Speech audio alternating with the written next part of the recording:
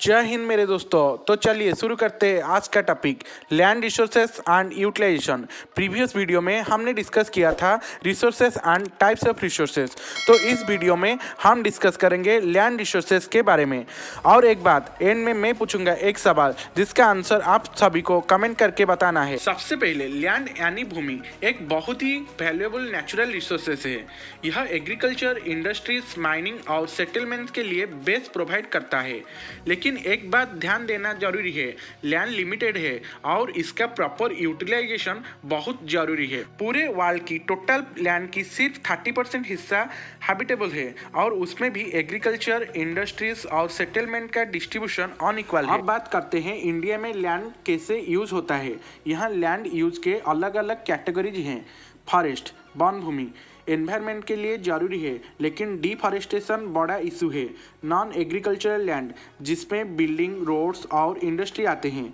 Baron and waste land जिसमें farming या construction possible नहीं होती। ग्रेजिंग लैंड जो लाइफस्टॉक के लिए इम्पोर्टेंट है। कल्चरेबल वेस्ट लैंड जो लैंड 5 सालों में कल्टीवेट नहीं हुआ है लेकिन इसमें कल्टीवेशन करा जा सकता है। नेक्स्ट आते हैं एग्रीकल्चर लैंड। ये हमारा फूड प्रोडक्शन का बेस है। It is further divided net zone area and fallow land.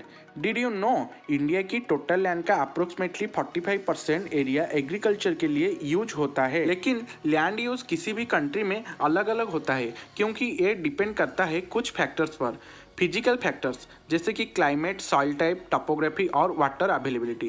Human factors जैसे कि पॉपुलेशन डेंसिटी, टेक्नोलॉजी, कल्चर और government policies.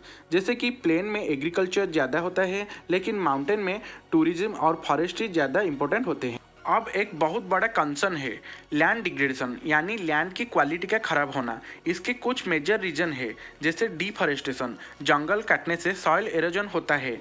Over grazing, excess cattle grazing land को बारन बना सकती है। Mining and industrial waste, pollution और land degradation का major reason है। Excessive fertiliser and pesticides, soil की फर्टिलिटी खत्म हो सकती है। लेकिन प्रॉब्लम है तो सॉल्यूशन भी है। कुछ इंपॉर्टेंट लैंड कंजर्वेशन मेजर्स हैं। आफ्फॉरेस्टेशन, ज़्यादा से ज़्यादा पेड़ लगाना। टेरेस फार्मिंग, हिल साइड पर फार्मिंग के लिए बेस्ट टेक्निक है। Organic farming, chemical free farming को प्रमोट करना।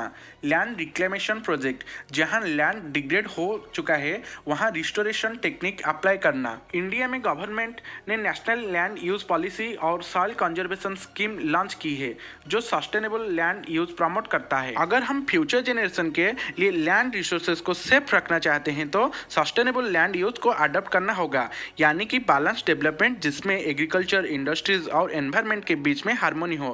ज़्यादा डिफॉरेस्टेशन ना हो, एग्रीकल्चर लैंड को प्रमोट किया जाए, इंडस्ट्रीज एनवायरनमेंट फ्रेंडली हो।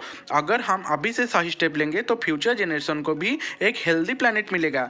तो दोस्तों आज हमने देखा कि लैंड रिसोर्सेज एंड यूटिलाइजेशन कैसे एक इम्पोर्टेंट टॉपिक है और इसका प्रॉपर यूज से ही सस्टेनेबल फ्यूचर पॉसिबल है। आखिर में मेरा क्वेश्चन है कि which of the following is an example of land degradation?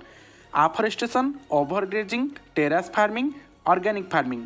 इसका सही आंसर कमेंट करके बताइए। मिलते हैं अगले वीडियो में। जय हिंद।